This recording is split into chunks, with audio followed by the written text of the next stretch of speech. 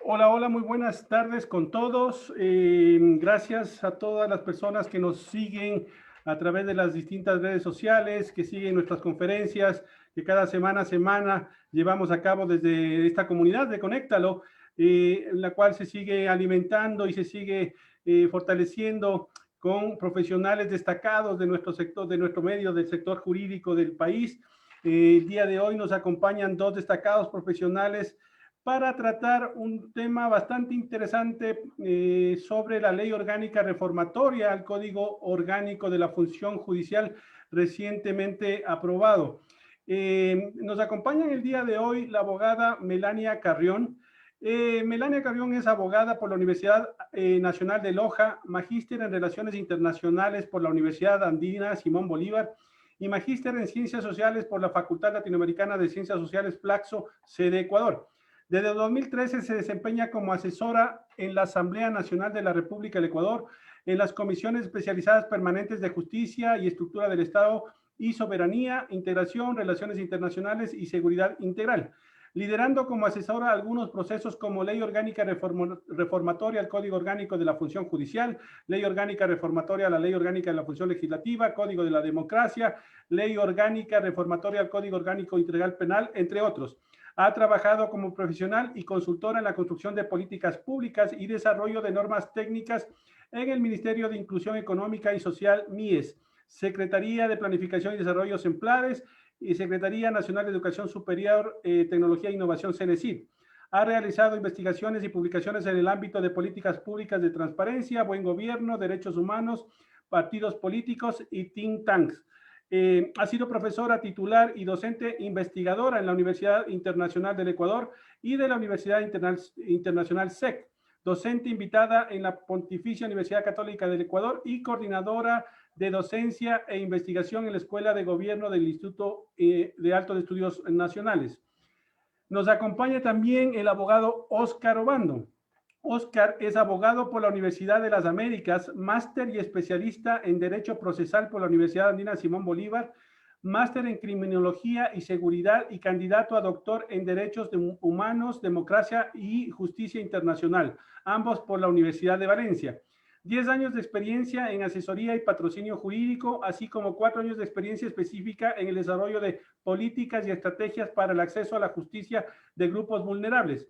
Experiencia en la construcción participativa de planes nacionales de desarrollo, pactos éticos, códigos de conducta, observatorios de justicia ciudadanos, entre otros. Ha conformado parte de la delegación ecuatoriana ante la Conferencia de las Naciones Unidas contra la Droga y el Delito. Experiencia laboral en entidades como el Ministerio de Justicia, Derechos Humanos y Cultos, Secretaría Técnica de Prevención Integral de Drogas, ARCSA, Fiscalía General del Estado y Ministerio del Interior. Ha dado capacitaciones nacionales y extranjeras, así como conferencista en varias áreas, entre las que destacan cursos y seminarios internacionales en política criminal con enfoque en prevención del delito, justicia restaurativa con enfoque en derechos humanos, liderazgo y entre otros. Mi querida Melania, mi querido Óscar, buenas noches, ¿cómo están? Buenas noches, Sergio. Un gusto, un placer compartir este espacio. Un saludo, Oscar. Buenas noches. Buenas noches, Melania, Sergio. Un gusto también poder compartir este análisis a esta recientemente aprobada Ley Orgánica Reformatoria del Código Orgánico de la Función Judicial. Buenas noches. Bueno, vamos a dar paso con la intervención primero de Óscar y seguidamente, después de la intervención de Óscar, se dará la intervención de Melania. Adelante, Óscar. Muchas gracias, Sergio. Simplemente voy a compartir pantalla para una presentación que tengo.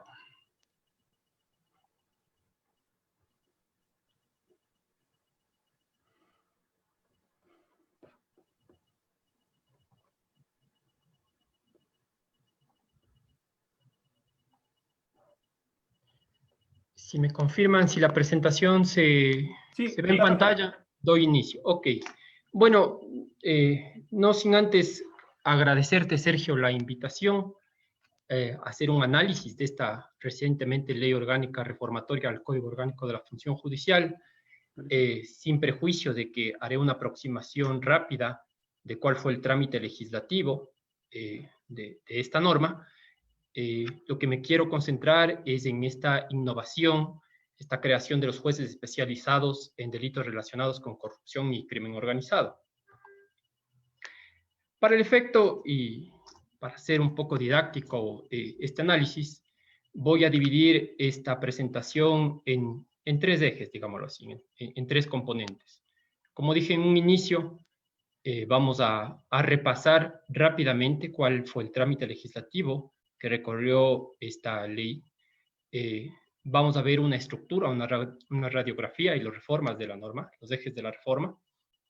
Después entraremos en materia para hablar específicamente y analizar la creación de los jueces especializados en delitos relacionados con corrupción y crimen organizado, este nombre peculiar.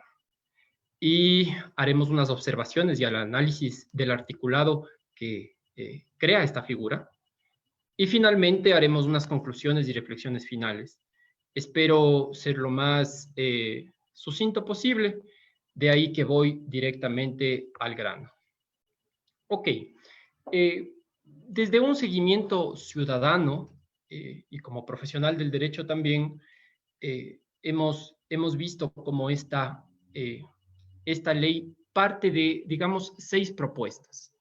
5 propuestas presentadas en su momento por distintos asambleístas de distintas bancadas y una propuesta realizada por el presidente de la República. Propuestas realizadas, vamos a ver, entre octubre 2018 y octubre 2019. Por suerte contamos con Melania, que podrá precisar si es que en algún momento existe algún detalle. Como digo, esto es desde el seguimiento ciudadano por fuera del Poder Legislativo que llevó a cabo la incorporación de esta nueva norma. Ok, aquí tenemos una línea de tiempo de cuál fue el trámite legislativo. Entonces, como habíamos dicho, estas 6 normas se presentan entre octubre del 2018 y octubre del 2019. Para noviembre, enseguida, el Consejo de Administración Legislativa califica estas 6 normas y les envía a una comisión especializada, que es la de Justicia y Estructura del Estado. Ya para el 29 de enero del 2020, la Comisión de Justicia y Estructura del Estado aboca estos conocimientos de estas 6 normativas y decide unificarlas y hacer digamos que una unificación de todos estos proyectos de ley presentados en distintas materias por los asambleístas. Iban desde la relación que debe tener el abogado con sus clientes hasta la creación de los tribunales contenciosos administrativos y fiscales, y concretamente la del presidente, que es la creación de los juzgados anticorrupción que se denominaba en el proyecto inicial. Vamos a ver que para junio del 2020, más o menos entre el 2 y el 4 de junio del 2020, en la sesión 670 se da el primer debate de este proyecto unificado de reformas al Código Orgánico de la Función Judicial. Enseguida, para el 22 de septiembre del 2020, se da un segundo debate y la votación es del 5 de octubre. Tenemos unas objeciones presidenciales que se dieron recientemente, el 6 de noviembre del 2020, y finalmente el 2 de diciembre se envía el texto final y aprobado al registro oficial mediante oficio de 2 de diciembre del 2020. Lo que queremos sacar de aquí, o lo que queremos rescatar, es que todo este conjunto de aportes que hicieron los legisladores para reformar al COF y la Presidencia de la República, básicamente se tramitan, incluida la pandemia, entre enero y diciembre del 2020. Entonces, vamos a ver, yo denomino que esta es una ley que de alguna manera ha tenido una votación popular al interno de la función legislativa. Vamos a ver que la votación para el primer debate, los votos en verde representan las aceptaciones o el haber estado de acuerdo con los informes que se debatían y con los textos que contenían el informe. Y vemos que tanto la votación para el primero como el segundo debate son bastante visuales, ¿no? Hay un apoyo, digamos que a los informes y a los textos de las normas. Vemos, por ejemplo, solo para manera de ejemplo, que en la votación del segundo debate de 119 asambleístas presentes, 118 dijeron sí, vamos con el texto que propone la Comisión de Justicia. Y la misma situación o la misma suerte sigue tanto las votaciones cuando el legislativo o la Comisión de Justicia se ratifica en determinadas objeciones que le hace la Presidencia de la República, y finalmente también en el allanamiento a determinadas objeciones que hace la Presidencia de la República, vemos este espectro verde en donde demuestra la voluntad del legislativo por dar paso a estas reformas del Código Orgánico de la Función Judicial. ¿Y por qué hago puntualización en que es una ley popular? Porque es justamente un componente de la ley, es decir, la creación de los juzgados y tribunales contra delitos de corrupción y delincuencia organizada que se incorpora después. Esto generó un poco de tensión dentro de la comisión.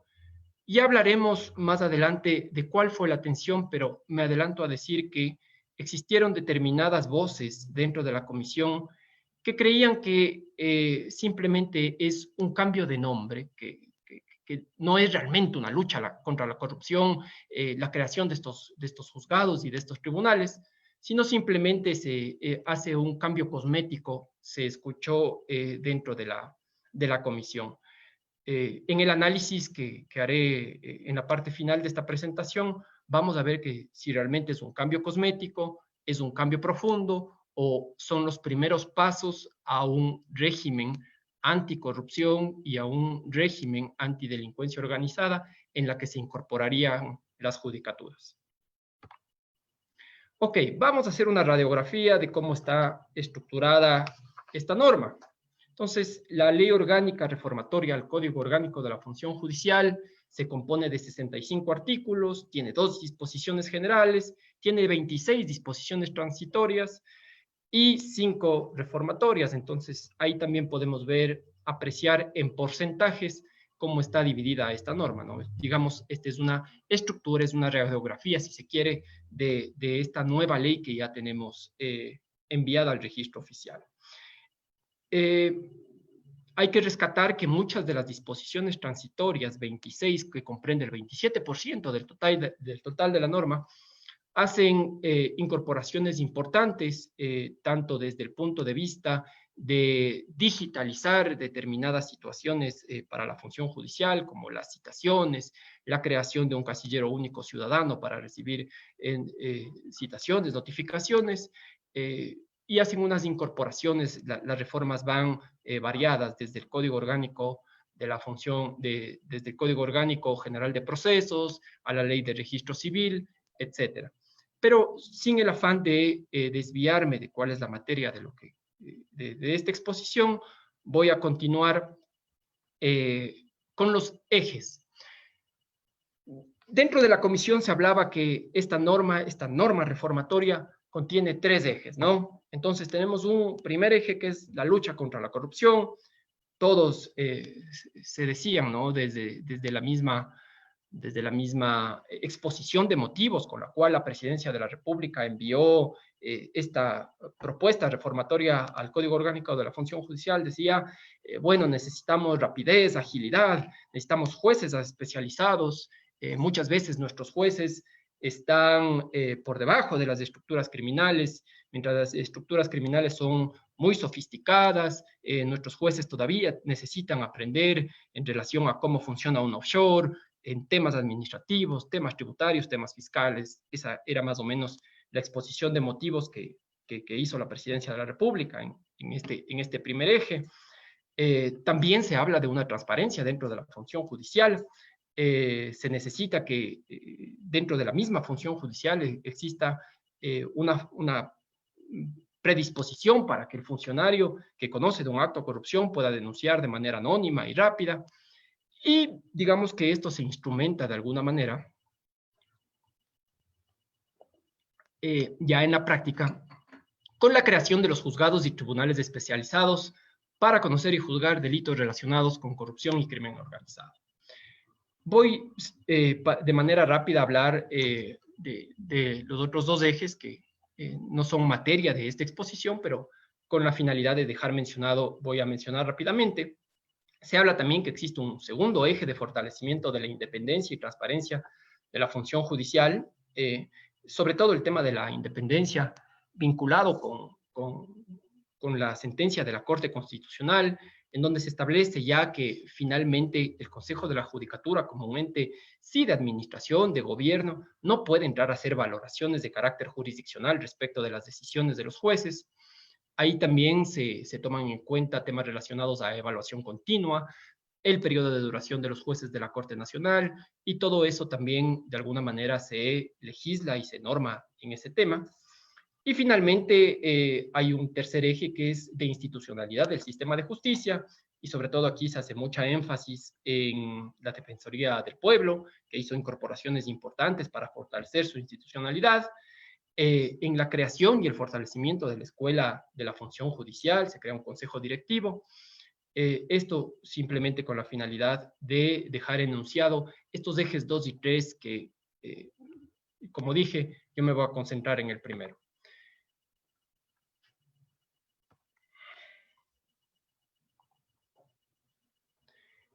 En ese orden de cosas, entremos en materia. Ya en lo que se refiere justamente a la creación de los juzgados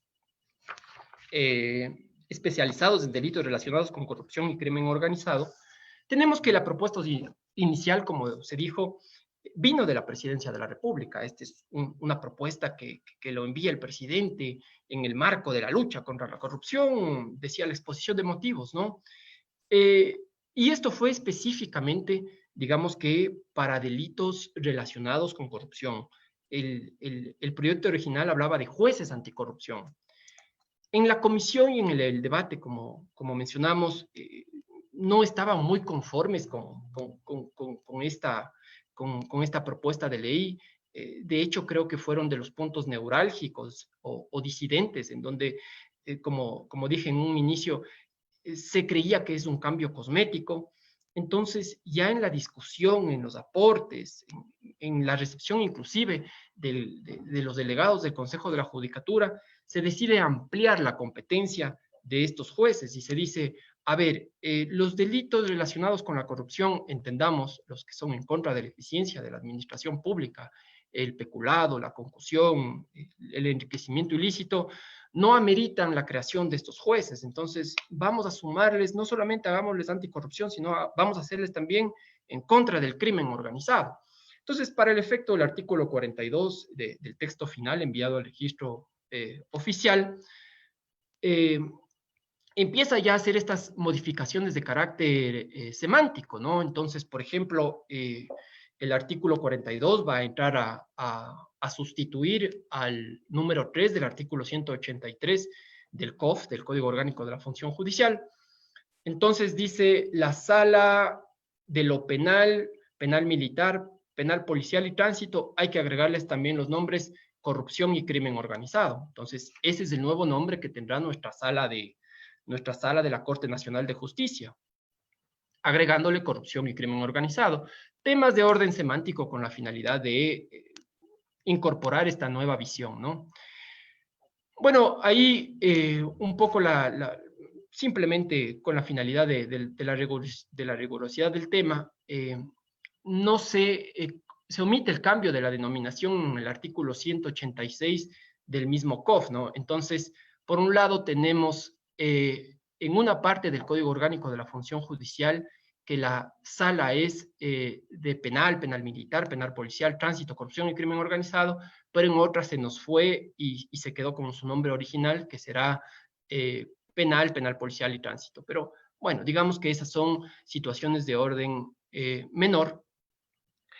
Ya que estamos hablando de temas semánticos, vamos a ver el Código Orgánico Integral Penal, que digamos abarca toda la categoría de delitos, no es sino a partir de unas reformas que acabaron de entrar en vigencia hace muy poco, me parece que en junio de este año, en donde se hablan de actos de corrupción, pero digamos que no existe como tal un tipo penal de corrupción. Lo que dijimos anteriormente, lo que existe es delitos en contra de la eficiencia de la administración pública que tipifican al peculado, que tipifican a el enriquecimiento ilícito, a la concusión, etcétera. Es toda una excepción, de hecho, los delitos en contra de la eficiencia de la administración pública. Sin embargo, no hay como tal el delito de corrupción. Tampoco tenemos como un tipo penal al crimen organizado. Lo que tenemos es un delito de peligro que se llama delincuencia organizada, que va de la mano también con la Convención de las Naciones Unidas contra la delincuencia organizada transnacional. Pero estos simplemente son temas de carácter semántico, pese a que las salas y los jueces van a llevar estas denominaciones de corrupción y crimen organizado, pero yo creería que este es un tema menor que vale la pena ser mencionado. Ahora bien, vamos a ver qué competencias van a tener los jueces y juezas especializados para el juzgamiento de los delitos relacionados con corrupción y crimen organizado. Esto vamos a encontrar en el artículo 230.1, el agregado a partir del 230, en donde, en el número 1 ya entramos a delimitar qué delitos van a conocer estos nuevos jueces. Entonces, vamos a ver que son todos aquellos en contra de la eficiencia de la administración pública. Como se dijo en algún momento, el capítulo 5, la sección 3ª del COIP. Los comunes, el peculado, el enriquecimiento ilícito, pero hay otros tipos de delitos también, como la ruptura de sellos, tenemos el tráfico de influencias, la promesa de tráfico de influencias, la agresión en contra del ataque o resistencia, el incumplimiento de decisiones legítimas. Entonces, vamos a ver que en un primer momento estos jueces conocerían este primer paquete de delitos. Pero aquí hay un tema que llama la atención y dice el número 1 del 230.1, aquellos delitos sobre crimen organizado y sus delitos relacionados, de conformidad con lo que se determine por el Consejo de la Judicatura mediante resolución. Entonces, como habíamos dicho en un momento, no tenemos delitos de crimen organizado, por lo menos tipificado en el Código Orgánico Integral Penal. Tenemos la delincuencia organizada, pero la competencia que van a tener estos jueces a partir de la resolución que emite el Consejo de la Judicatura, esperamos que se tome en cuenta para este tipo de delitos, del catálogo de delitos que tenemos, esperamos que se tome en cuenta aquellos delitos que establece la Convención de las Naciones Unidas contra la delincuencia organizada y sus protocolos, es decir, los protocolos que hablan del delito de trata de personas, del tráfico ilícito de migrantes, de la fabricación y tráfico de armas, del terrorismo, etc. Entonces, estaremos expectantes de la resolución que emite el Consejo de la Judicatura con la finalidad de conocer ya de manera concreta y muy cerrada, si es que cabe el término, cuáles serán específicamente los delitos que vayan a conocer estos nuevos jueces y juezas especializados en contra del juzgamiento de delitos de corrupción y crimen organizado. Ok, si es que hacemos una comparación entre los jueces de garantías penales y estos nuevos jueces, en las competencias vamos a ver que los números 2, 3, 4 y 7 son básicamente las mismas. No ha cambiado mucho, es decir, lo que hacen los jueces de garantías penales y lo que van a hacer los jueces especializados en corrupción y crimen organizado, por lo menos en los números 2, 3 y 4, va a ser, son las mismas competencias. Hay pequeños matices que en honor al tiempo no quiero entrar a especificar porque realmente son, digamos que un tanto inadecuados entrar a profundizar en este momento. Pero sí me gustaría entrar a profundizar en el número 5 de este artículo. Vamos por, esta se divide en dos partes. Voy a ir por la parte de las medidas cautelares. Se establece que los jueces especializados en corrupción y crimen organizado podrán conocer y resolver sobre medidas cautelares de incautación y detención con fines investigativos sin necesidad de audiencia. Ok, la detención con fines investigativos, digamos que al igual que la incautación, las dos son medidas cautelares, la una de carácter personal, porque afecta directamente a la libertad ambulatoria de la persona, y la incautación a una medida cautelar de carácter real. Digamos que la detención con fines investigativos ya se venía haciendo por una mera solicitud de Fiscalía. Fiscalía sostiene la tesis de que si es que se solicita una audiencia para una detención con fines investigativos, se corre el riesgo de que la información se filtre y la persona a quien se va a detener fugue y se vuelve ineficaz esta medida cautelar. Y de hecho, en la práctica judicial, las personas a quienes se gira una detención con fines investigativos se enteran en el momento en que la misma se ejecuta. Pero llama la atención además, llama la atención que se incorpore la posibilidad de que se conozca y resuelva medidas cautelares de incautación sin necesidad de audiencia. Sobre esto hay que verlo desde el prisma del principio de oralidad y de inmediación al que se refiere el 5.11 y el 5.17 del Código Orgánico Integral Penal, porque al final del día, si bien es cierto, se crean estos juzgados especializados a través de una reforma del Código Orgánico de la Función Judicial, sin embargo, la norma adjetiva y la sustantiva siempre va a ser en función de lo que establece la ley especial, es decir, el Código Orgánico Integral Penal. Entonces decíamos el principio de oralidad, nos dice el principio de oralidad en materia penal que las situaciones en donde se limiten o se restrinjan derechos deberán de ser tratados en audiencia. Y esto se complementa con el principio de inmediación porque nos dicen que las partes procesales deben de estar presentes y debatir y contradecir lo que la otra parte procesal tiene que decir la una respecto de la otra. Entonces, con este numeral 5, ya no va a haber la necesidad de audiencia, nos dice, y es criterio personal que esto podría de alguna manera afectar o por lo menos trastocar este principio básico, ¿no?, del derecho penal acusatorio que nosotros estamos en construcción todavía, que es el principio de oralidad y el principio de inmediación. Los dos son pilares muy fuertes del derecho penal acusatorio. Y bueno, el numeral 6 nos habla de que los jueces también podrán conocer respecto de la reserva en los plazos que se establece de la investigación previa. Esto también ya lo tienen especificado los jueces de garantías penales y siempre vamos a tener un numeral que haga una mención general, las demás que determine la ley. Para este caso serán, la ley deberemos de entender como el Código Orgánico Integral Penal, que es la ley especial respecto de los cuales los jueces de corrupción y crimen organizado tendrán que regirse, sin perjuicio de estas competencias otorgadas en el COF. Yo quería detenerme en la primera parte del numeral 5, que dice conocer y resolver los requerimientos preprocesales relacionados con actuaciones y técnicas especiales de investigación. ¿Qué son estas actuaciones y técnicas especiales de investigación? La verdad son muchas. Muchas de ellas nos vienen desde la Convención de Palermo, de esta Convención de las Naciones Unidas contra la Delincuencia Organizada. Y básicamente tenemos a la interceptación de correspondencia, la interceptación de comunicación o datos informáticos, las operaciones encubiertas, las entregas vigiladas y la cooperación eficaz. Todo esto ya tenemos normado en el marco del Código Orgánico Integral Penal. Muchas de ellas son dirigidas y autorizadas por Fiscalía y ejecutadas por unidades especializadas de la Policía Nacional.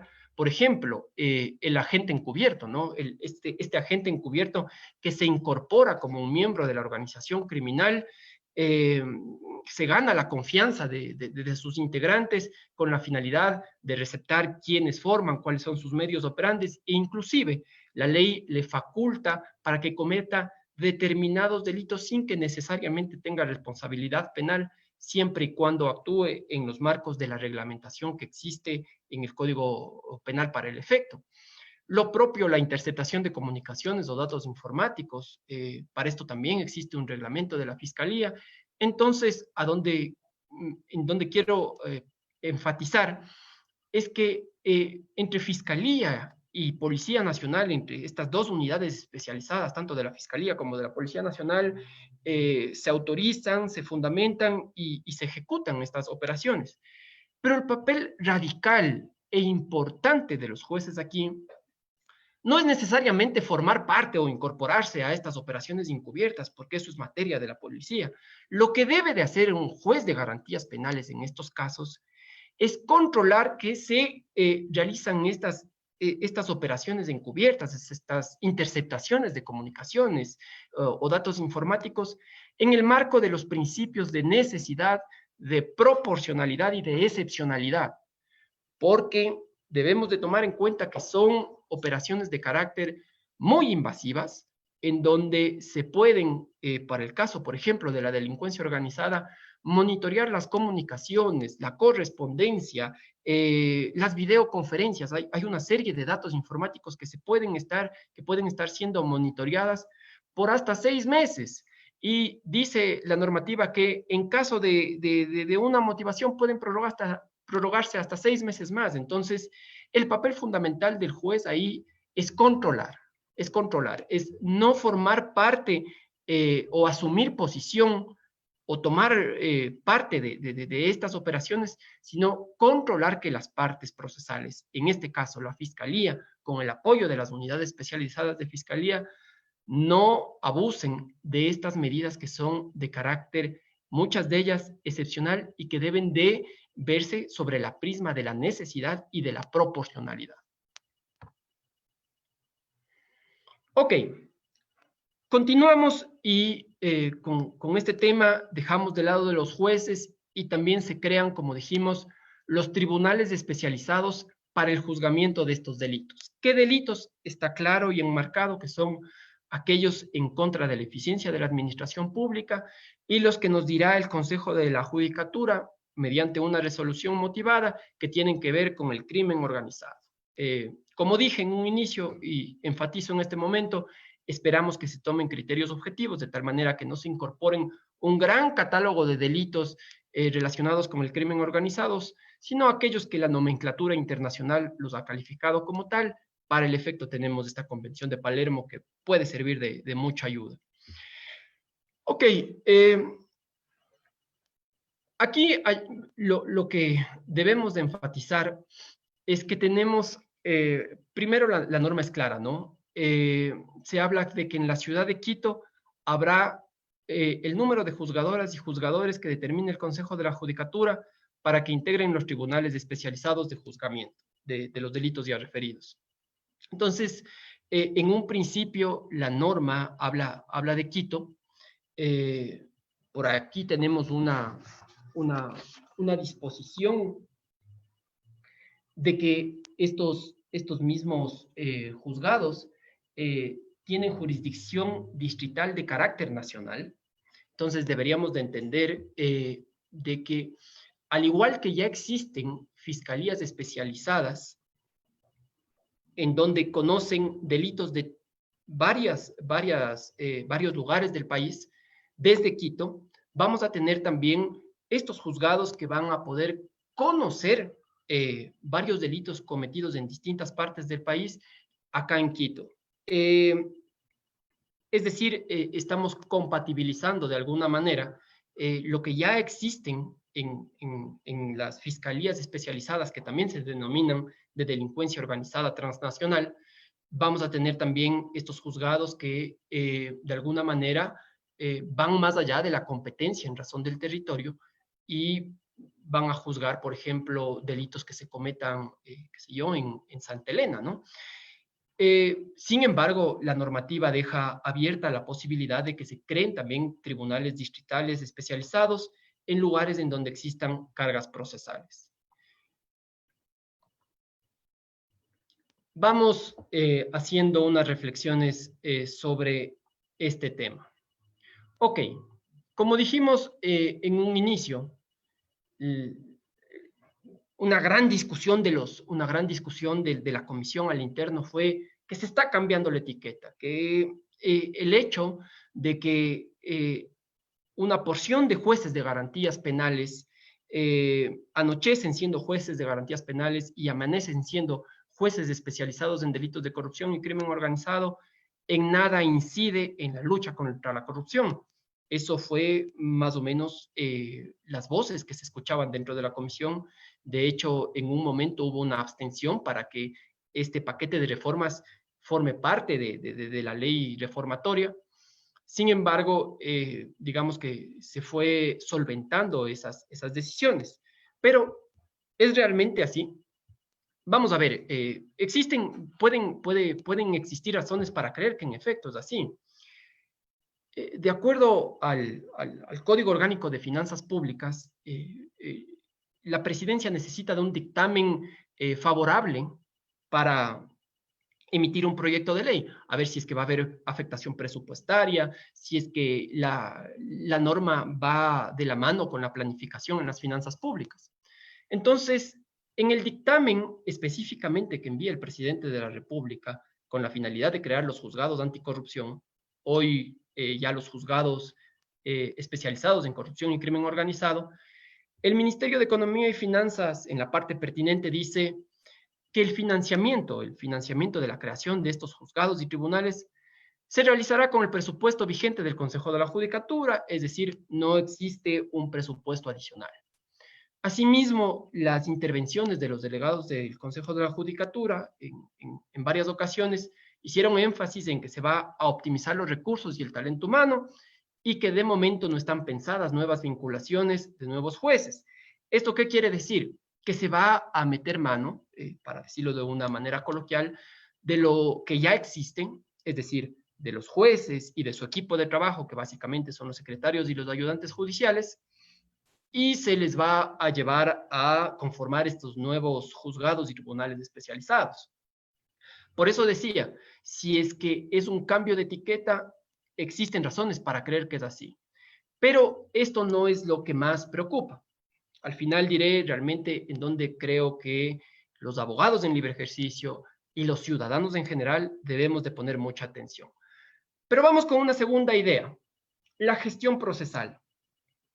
Si es que el día de mañana vamos a tomar una porción de jueces de garantías penales y de jueces de tribunales de garantías penales y los vamos a convertir en jueces especializados en corrupción, sin duda alguna vamos a ver afectada la gestión procesal de los jueces de garantías penales restantes, porque obviamente todos estos procesos que llevaban los jueces tendrán que ser resorteados, cosa que no es extraña en la función judicial. Esto ya ha sucedido, por ejemplo, en el periodo de transición entre los jueces civiles y los jueces de COGEP, ya sucedió esto, ¿no?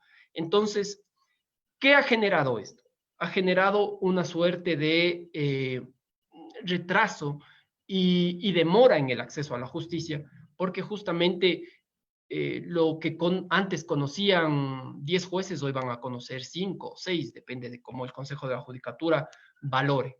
Entonces, esto también se va a ver reflejado en los equipos de trabajo de los jueces, que son muy importantes. Si bien es cierto, se habla de los jueces, pero, por ejemplo, el secretario o el ayudante judicial en la dinámica del trabajo es fundamental para el despacho, para atención, en definitiva, para la administración de justicia.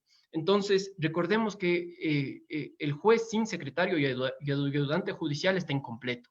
Es una función diminuta. Entonces, lo óptimo sería que el juez se traslade con su equipo de trabajo y, claro, esto afectará a la gestión procesal de los jueces de garantías penales que se queden como jueces ordinarios y ya no especializados. Sin duda que sí, ya lo hemos vivido y mientras no se incorpore a nuevo talento humano y se meta mano de lo existente, entonces vamos a tener una afectación. Se decía, ¿no?, que la Fiscalía General del Estado, en este marco de la gestión procesal, ya conoce de delitos que suceden en distinto territorio al de Quito. Desde Quito conoce delitos que se tramitan en Los Ríos, en Babahoyo, una fiscalía especializada. ¿Esto qué ha generado? Y podría generar también, si es que estos jueces se concentran en la ciudad de Quito y tienen competencia nacional, como nos dice el 230.1. Esto puede generar una afectación en la defensa técnica, porque yo pongo un ejemplo. El abogado que está en Los Ríos y su expediente, el expediente de fiscalía se investiga desde una fiscalía especializada en Quito. Y en la judicatura también estamos en Quito. Entonces, ¿eso angustia a la defensa? Pues obviamente, pues el traslado de un lugar determinado a otro, el estar en el día a día, en el día a día conociendo los procesos, se va sin duda a ver dificultado. Pero yo me quiero concentrar en el impacto que puede tener en los derechos y garantías la creación de estos juzgados especializados en corrupción y crimen organizado. De pronto esta reflexión es un tanto impopular, pero debe de ser dicha. Desde el nombre, jueces que conocerán delitos de corrupción y crimen organizado, desde el nombre nos dice a dónde van dirigidos. O sea, ¿qué es lo que van a hacer? Miren que esta nomenclatura normalmente es propia de las unidades policiales especializadas. Es propia de las fiscalías. Tanto fiscalía como policía juegan un rol en el sistema penal acusatorio, y es ser una parte procesal que sostiene una teoría del caso. Entonces, ¿qué le diferencia al juez de las partes procesales? Existe una gran diferencia. El juez debe de ser imparcial. El juez, tanto de control o de juzgamiento, debe de garantizar el derecho de las partes. En lo que tiene que ver con el investigado o el procesado, el juez debe de limitar y vincular el ejercicio del derecho punitivo, en definitiva, el derecho penal, a la Constitución y la ley. Entonces, estamos cambiando de nombre de momento, y esperemos que esto no trascienda también ya a la misión que van a cumplir estos jueces. Estamos cambiando del juez que controla las garantías penales a un juez que combate la corrupción y a un juez que se bate con el crimen organizado. Pero esperemos que este combate no sea en desmedro de las garantías y de los derechos de las personas. Por ello, el Consejo de la Judicatura, en sus distintas intervenciones, ha ofrecido formación y capacitación, lo cual está bien, porque es verdad. Un juez ordinario, digámoslo así, de garantías penales, de momento, le puede costar un poco entender un enmarañado de estructuras offshore en donde desde el Ecuador se transfieren dineros a Hong Kong y pasan por las islas Caimanes. Entonces, eso es muy complicado para un jurista entenderlo, cómo se procesa eso. Entonces, que debe haber formación y capacitación en esos temas, de acuerdo. Pero esa formación y capacitación en delincuencia organizada también debe de verse complementada con capacitación en respeto y garantía de derechos y debido proceso, con la finalidad de evitar un adoctrinamiento de los jueces, porque recordemos que los jueces limitan el ejercicio del derecho penal y vinculan este ejercicio del derecho penal con la Constitución, con la ley y con los tratados internacionales sobre derechos humanos. Como decíamos, la fiscalía, al igual que la policía, son una parte procesal y sostienen una teoría del caso.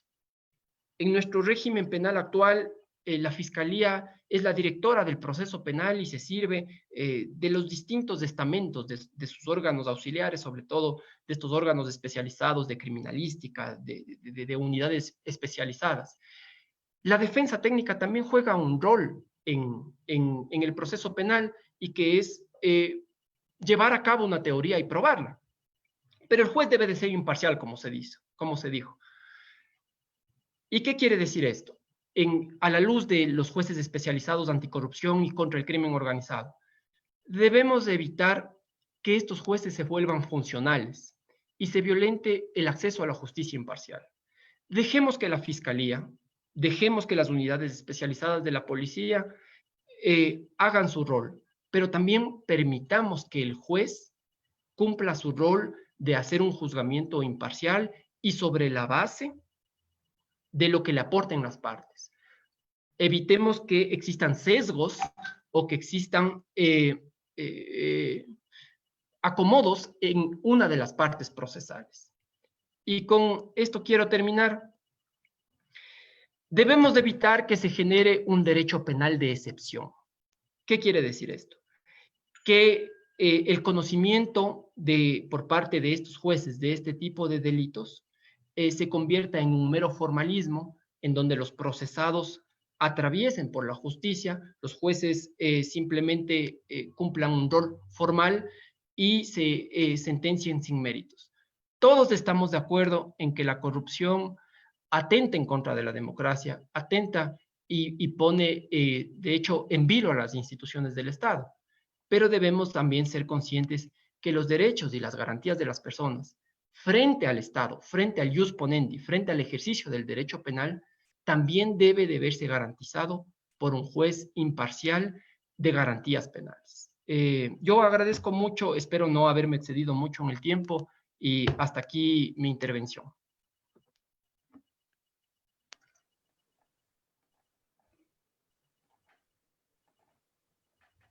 Muchísimas gracias. La intervención de Óscar Obando. Damos paso a la intervención de Melania Carrión. Adelante, Melania. Muchísimas gracias. Me voy a permitir compartir una pantalla. ¿Me indican, por favor, si se está compartiendo? Perfecto. Muchísimas gracias. Bueno, antes que nada, felicitar el espacio, Sergio, Óscar, muy clara la exposición respecto al proceso que ha seguido las reformas al Código Orgánico de la Función Judicial. Creo que estos espacios nos permiten, sin lugar a duda, enriquecer no solamente el análisis de los cuerpos normativos que se aprueban en el marco del Parlamento ecuatoriano, sino también debatir de pronto aquellas oportunidades de mejora que puedan ser consideradas en una futura reforma. Sin lugar a duda, la brecha de implementación que caracteriza al Ecuador como a los demás países de la región hace que las normas en un 80% aproximadamente no se implementen, sino hasta pasados, qué sé yo, 3, 4 años y en otras ocasiones todavía muchísimo más. Así que plenamente podremos ver los efectos de pronto de esta reforma después de un quinquenio aproximadamente. Sin embargo, creo que debatir es importante y conocer sobre todo cuáles serían esos marcos analíticos generales de las reformas, creo que es importante, así que agradezco, Sergio, la invitación. Voy a tratar de ser muy sucinta sobre los aspectos que no ha tocado Óscar, que me parece que ha destacado aspectos muy importantes como es lo relativo a los juzgados anticorrupción y de crimen organizado, que fue un enfoque sin lugar a duda bastante álgido en el debate. Pero hay otros aspectos de la reforma que suscitaron también muchísima controversia y que creo que es importante también debatirlos. Entonces yo me centraré en eso, precisando de pronto algunos aspectos también contextuales.